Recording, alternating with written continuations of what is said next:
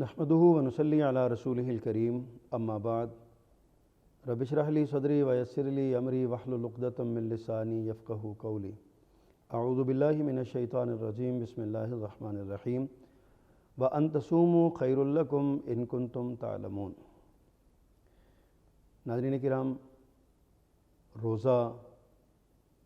اسلام کے 5 بنیادی ارکان میں سے ایک ہے۔ تقرب اللہ کا ایک ذریعہ ہے اور سماج میں بسنے والے کمزور، لاغر، نادار افراد معاشرہ کا احساس اپنے اندر ہمدردی، اخوت، کشادہ طرفی جیسی پاکیزہ صفات کا ذریعہ ہے۔ روزہ اصل میں رک جانے کا نام ہے کسی چیز سے، کسی بھی چیز سے، جیسے سیدہ مریم علیہ السلام نے کہا تھا انی نذرت للرحمن صوما، میں نے رحمان کے لیے یعنی اللہ رحمان کے لیے روزے کی نیت کی ہے، اور ساتھ ہی کہا تھا کہ میں کسی سے گفتگو نہیں کروں گی۔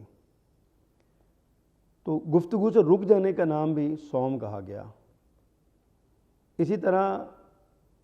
اسلام نے جو پابندیاں عائد کی ہیں، جن چیزوں سے منع کیا ہے، ان چیزوں سے رک جانے کا نام روزہ ہے۔ اور جیسے پہلے بھی ایک پروگرام میں عرض کر چکا کہ نیت قلبی کے ساتھ، ارادے کے ساتھ، اور نیت قلبی کا مفہوم الفاظ نہیں ہے، نیت کے کوئی الفاظ نہیں ہیں، دل کا ارادہ ہے۔ بندہ رات کو سو جائے، سحری سے پہلے یہ خیال اپنے دل میں کرے کہ میں اللہ کی رضا کے لیے آج روزہ رکھ رہا ہوں، صرف یہ دل میں خیال کرنا، بس یہی نیت قلبی ہے۔ نیت قلبی سے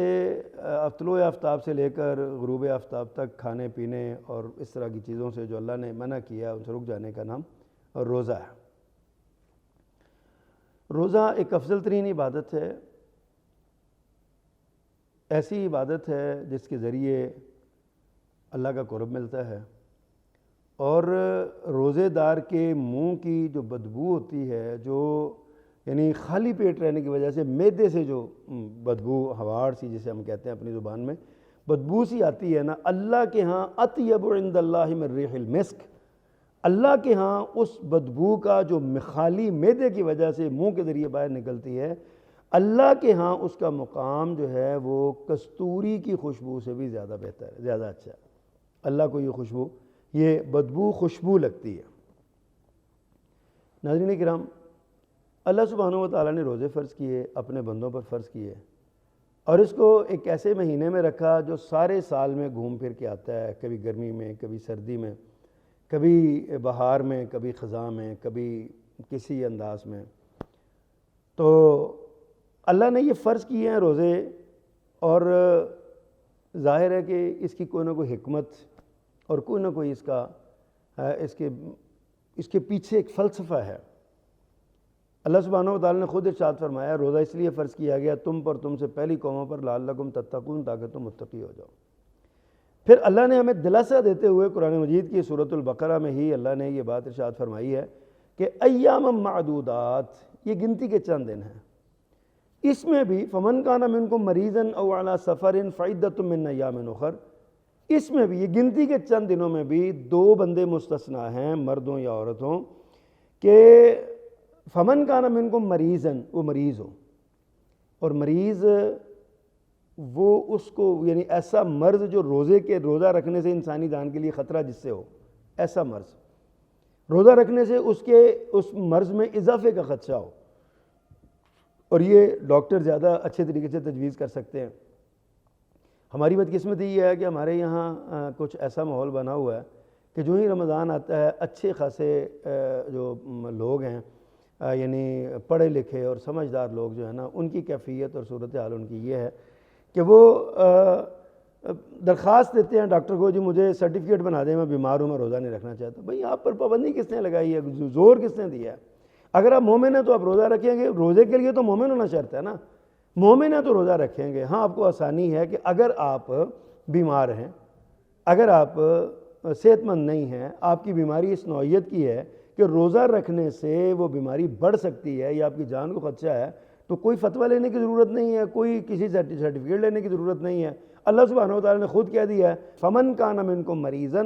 او علی سفر، یا پھر آپ سفر پہ جا رہے ہیں، سفر ایسا ہے مشقت بھرا سفر ہوتا ہے،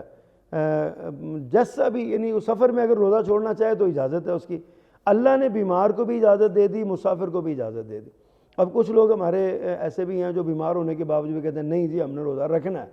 قرآن نے کہا لا تلقوا بایدیکم الی التہلکہ، اپنے آپ کو ہلاکت میں نہ ڈالو۔ اگر ڈاکٹر یہ تجویز کرتے ہیں کہ آپ کے روزہ آپ کی صحت کے لیے، ڈاکٹر کہتے ہیں، مستند ڈاکٹر کہتے ہیں، اگر وہ یہ فتویٰ دے، وہ یہ سرٹیفکیٹ دیتے ہیں کہ روزہ آپ کے لیے نقصان دہ ہے، تو اسلام نے کہا نہ رکھو، چھوڑ دو، جب تک بیماری ختم نہیں ہو جاتی تب تک روزہ نہ رکھو، جب بیماری ختم ہو جائے اس کے بعد یہ کفارہ دے دو، اسلام نے اجازت دے دی ہے۔ اور دوسری صورت یہ ہے اگر آپ سفر پہ ہیں، آپ سفر پہ جا رہے ہیں، سفر دور کا ہے یا سفر مشقت کا ہے یا آسان ہے، سفر کا لفظ بولا ہے، سفر آسانی کا ہے، جیسے بھی ہے، آپ روزہ رکھنا نہیں چاہتے تو آپ کو اجازت ہے، نہ رکھیں، کوئی پابندی تو نہیں ہے۔ لیکن اس کے لیے جھوٹ بولنا اور اس کے لیے اللہ کو دھوکہ دینے کی کوشش کرنا اور اللہ کے بندوں کو دھوکہ دینا، اللہ نے فرمایا یخادعون اللہ والذین آمنوا وما یخدعون الا انفسہم، یہ منافق لوگ جو ہیں نا یہ اللہ اور اہل ایمان کو دھوکہ دیتے ہیں، وما یخدعون الا انفسہم، لیکن یہ اللہ کو نہیں دھوکہ دیتے، یہ اپنے آپ کو دھوکہ دے رہے ہیں۔ تو یہ اس طرح کے سرٹیفکیٹ لینا اور اس طرح کے ڈاکٹروں کے پاس جانا اور یہ کرنا، یہ اصل میں اللہ کو دھوکہ دینے کے مترادف ہے۔ اللہ نے کہہ دیا نہیں رکھ سکتے نہ رکھو، اگر تمہیں خود سمجھتے ہو تمہاری بیماری اس نوعیت کی ہے تو کسی کا ترلا کرنے کی ضرورت ہی نہیں ہے، قرآن نے اجازت دے دی، آپ چھوڑ دیں۔ فرمایا کہ جو سفر میں ہے فعدۃ من ایام اخر، تو دوسرے دنوں میں وہ پوری کر لے۔ اگر ایسی صورت ہے وعلی الذین یطیقونہ فدیۃ طعام مسکین فمن تطوع خیرا فہو خیر اللہ، فرمایا کہ جو فدیہ دینا چاہے، وہ طاقت رکھتا ہو فدیہ کی تو وہ فدیہ دے دے۔ یہ اصل میں حکم آیا تھا پہلے، بعد میں یہ حکم فمن شہد منکم الشہر فلیصم، قرآن کی آیت ہے، اگلی آیت میں جو ہے نا اس کا ذکر آ رہا ہے، یہ حکم منسوخ ہو گیا، الفاظ باقی ہیں۔ یعنی پہلے صاحب استطاعت کو اجازت تھی کہ وہ چاہے تو روزہ چھوڑ دے، فدیہ دے دے، لیکن اب صاحب استطاعت سے یہ اجازت اور رخصت چھین لی گئی، ختم کر دی گئی، اب اسے روزہ ہی رکھنا ہے۔ روزہ چھوڑنے کے دو ہی یعنی سبب ہیں، یا سفر ہے یا بیماری ہے۔ بیماری کی صورت میں جو بھی ایسی بیماری ہے جس سے جسم میں نقاہت آتی اور جان کا خدشہ ہو، ایسی صورت میں روزہ چھوڑ دینے کا حکم ہے۔ لیکن جو اگلی بات اللہ نے ارشاد فرمائی ہے وہ دیکھیے، اس پہ غور کیجئے، فرمایا وَأَن تَصُومُوا خَيْرٌ لَكُمْ، اگر تم روزہ رکھو تو یہ تمہارے لیے بہتر ہے۔ اب روزہ انسان کے لیے کیسے بہتر ہے، اگر ہم اس کو دیکھیں تو دو چیزیں ہوتی ہیں کسی بھی انسان کے لیے، ایک اس کی روحانی زندگی ہے، ایک اس کی جسمانی زندگی ہے۔ اب روزہ جو ہے نا وہ اللہ نے تو جنرل بات کہی ہے وَأَن تَصُومُوا خَيْرٌ لَكُمْ، روزہ رکھو گے تمہارے لیے بہتر ہے۔ ہم دونوں پہلوؤں پہ زندگی کے جو ہے نا وہ غور کرتے ہیں کہ یہ روزہ انسان کی زندگی کے لیے کیسے بہتر ہے اور انسان کی روح کے لیے یہ کیسے روزہ رکھنا بہتر ہے۔ سب سے پہلے ہم روحانی فوائد کا ذکر کرتے ہیں۔ سب سے پہلی بات جو اس سلسلے میں ہم کر سکتے ہیں وہ یہ ہے کہ روزہ رکھنے سے گناہ معاف ہو جاتے ہیں۔ انسان خطاؤں کا پتلا ہے، غلطی ہو جاتی ہے، صبح سے شام تک دنیا میں مگن رہتا ہے، کبھی اللہ کی نافرمانی ہو جاتی ہے، صغیرہ بھی ہو جاتے ہیں گناہ، کبیرہ بھی ہو جاتے ہیں، کوئی ایسا معاملہ، میرے آقا نے فرمایا کل بنی آدم خطاؤن وخیر الخطائین التوابون، کہ آدم کے سارے ہی بیٹے خطا کار ہیں، بہترین خطا کار وہ ہے جو توبہ کرنے والا ہے۔ تو خطا ہو جاتی ہے۔ اب ان خطاؤں کا ہماری زندگی میں اتنی خطائیں ہیں کہ ہم شمار بھی نہیں کر سکتے۔ پتہ نہیں جس نے 60 سال زندگی گزاری اس نے کتنی خطائیں اس نے کی ہوں گی۔ ہم سوچیں نا اپنے گریبان میں جھانک کے سوچیں۔ لیکن اللہ سبحانہ و تعالیٰ نے سب سے پہلے یہ ہمیں دیا ہے کہ روزہ جو ہے نا یہ میرے آقا نے ارشاد فرمایا من صام رمضان ایمانا واحتسابا، دو شرطیں آپ نے عائد کی ہیں، من صام رمضان ایمانا واحتسابا، ایمان اور ثواب کی نیت سے جو روزہ رکھے گا، فرمایا غفر لہ ما تقدم من ذنبی، اس کے پچھلے سارے گناہ معاف کر دیے جائیں گے۔ روزے کا سب سے پہلا روحانی فائدہ یہ ہے کہ انسان کا دل پاک ہو جاتا ہے، انسان گناہوں سے آلودہ اس کی روح ہوتی ہے وہ دھل جاتی ہے، بلکہ روح جو ہے نا وہ ہمارے حضرت شیخ القرآن مولانا محمد حسین شیخو پوری رحمۃ اللہ علیہ بزرگ عالم دین گزرے ہیں، وہ بڑا خوبصورت اس پہ مثال دیا کرتے تھے، کہتے تھے روزے کی مثال یا ماہ رمضان کی مثال ایک لانڈری کی ہے۔ جیسے ایک لانڈری مین ایک کپڑوں کو مشین میں ڈالتا ہے اور وہ مشین اس کو گھماتی ہے اور اس کو جناب اس کو بل دیتی ہے اور صابن اس کے اندر گھس جاتا ہے، پھر اس کو جو ہے نا وہ نچوڑتی ہے، اس کی میل نکالتی ہے اور اس کے بعد اس کو وہ مشین سے باہر نکالتا ہے، پھر استری کر کے دوبارہ پہننے قابل کر دیتا ہے۔ اس طرح رمضان جو ہے نا یہ انسانی روح کے لیے ایک لانڈری کی حیثیت رکھتا ہے۔ جو روزہ ہے یہ انسان اس میں سے رمضان میں سے گزر جاتا ہے نا جب، تو پچھلے 11 مہینے کے گناہ جو اس کی روح کے لباس پر تھے وہ سارے کے سارے اس لانڈری میں دھل جاتے ہیں۔ مشقت ہوتی ہے، اس میں تکلیف ہوتی ہے، بندہ پسینے سے شرابور ہوتا ہے، پیاس لگ رہی ہوتی ہے، بھوک لگ رہی ہوتی ہے، بندہ برداشت کرتا ہے۔ یہ مشقت ہے نا، یہ مشین میں جیسے گھومتا ہے بندہ، ایسے بندہ گھومتا ہے مشین میں۔ تو جب یہ گھومتا ہے اس طریقے سے تو آپ اندازہ کریں کہ یہ کیا کیفیت اور کیا حیثیت ہوگی۔ جب یہاں سے نکلتا ہے تو بالکل ایسے ہو جاتا ہے جیسے لانڈری سے کپڑا نکلتا ہے پہننے کے لیے۔ ان 11 مہینوں 30 دنوں کے بعد 11 مہینے کے جو گناہ ہیں وہ سارے کے سارے صاف ہو کے بندہ فارغ ہو جاتا ہے۔ فرمایا من صام رمضان ایمانا واحتسابا غفر له ما تقدم من ذنبہ، پچھلے سارے گناہ معاف ہو جاتے ہیں۔ دوسرا اس کا فائدہ یہ ہے لعلکم تتقون، قرآن نے خود کہا روزہ دلوں میں تقوی پیدا کرتا ہے۔ تقوی کا مطلب ہے اللہ کی رضا کے اعمال کرنا، اللہ کو خوش کر دینا، جیسے بھی ہو سکتا ہے اللہ کو راضی کرنا، اور یہ روزے کے ذریعے انسان کو مل جاتا ہے۔ اسی طرح حدیث میں آتا ہے، فرمایا الصوم جنہ، روزہ ڈھال ہے جنسی ہیجان کو روکنے کے لیے، خواہشات نفسانی کو روکنے کے لیے، گناہوں پر آمادہ طبیعت کو روکنے کے لیے۔ یہ آپ دیکھتے ہیں نا، یہ جب روزہ آتا ہے تو مسجدیں بھر جاتی ہیں، کیوں؟ روزہ ڈھال بن جاتا ہے نماز چھوڑنے سے۔ روزہ کہتا ہے نہیں، نماز پڑھ کے آؤ جا کے، بندے کا روزہ ضمیر کو زندہ کر دیتا ہے۔ الصوم جنہ، روزہ ڈھال ہے، اور یہ ڈھال انسان کو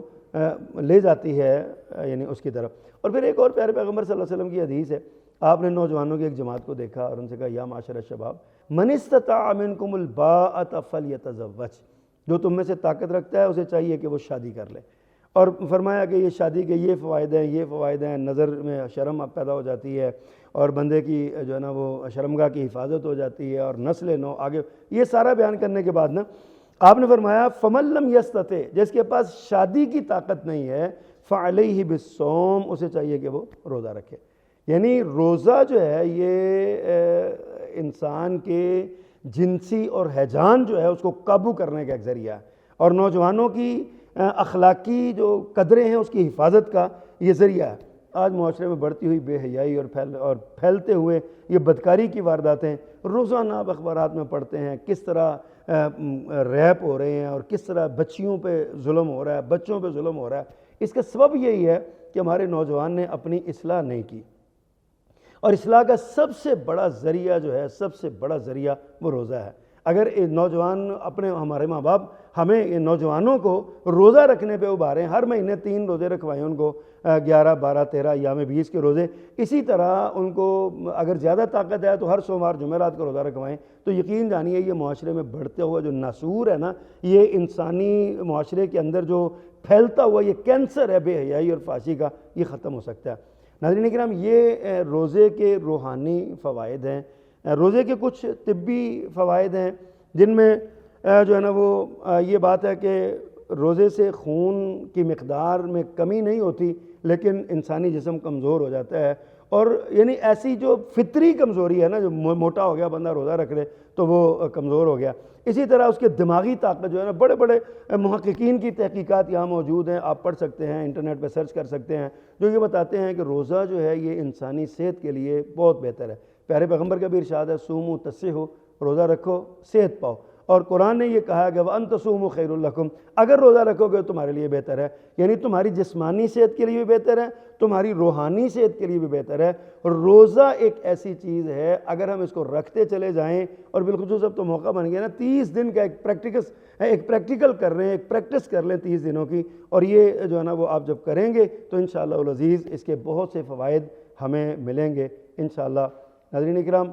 تحقیقات کے بہت دروازے کھلے ہیں، کتابیں بھری پڑی ہیں، بے شمار واقعات ایسے ہیں، لیکن وقت کی قلت کے پیش نظر میں اپنی گفتگو کو یہیں پہ سمیٹتا ہوں۔ اگلے پروگرام تک کے لیے اجازت دیجیے، اللہ